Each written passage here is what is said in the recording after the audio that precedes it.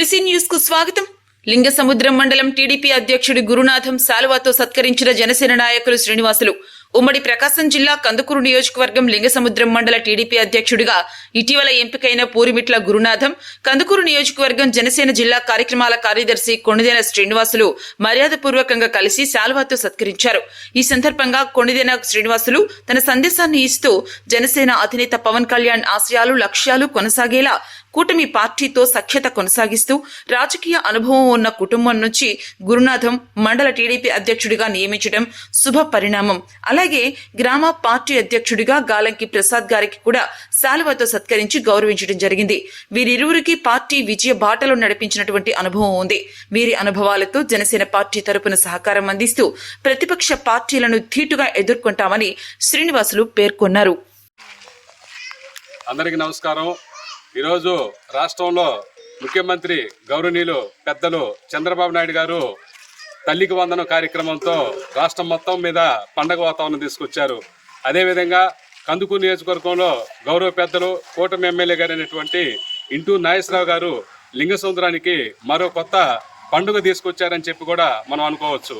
ఎందుకంటే అపర చాణిక్యుడు, అనుభవం ఉన్నటువంటి నాయకుడు, అందరివాడు, మనలో ఒకడైనటువంటి పూరిమిట్ల గురునాథం అనేటువంటి వ్యక్తిని ఈరోజు మండల పార్టీ అధ్యక్షుడు ఎన్నుకోవడం ఈ మండలానికి ఒక శుభ పరిణామంగా చెప్పుకోవచ్చు.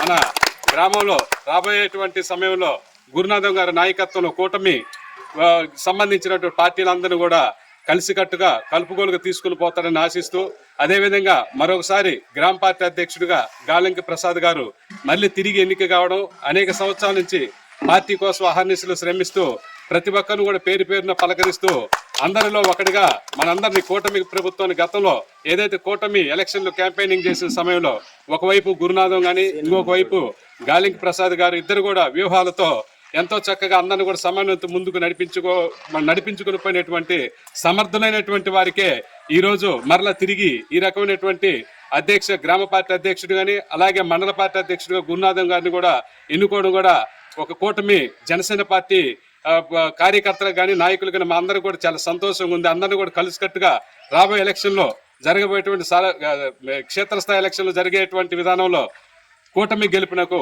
ఈ యొక్క టీం మొత్తం వర్క్ చేస్తుందని ఈ సందర్భంగా గెలిపే ధ్యేయంగా ముందుకు వెళ్తామని తెలియజేసుకుంటూ ముగిస్తున్నాను.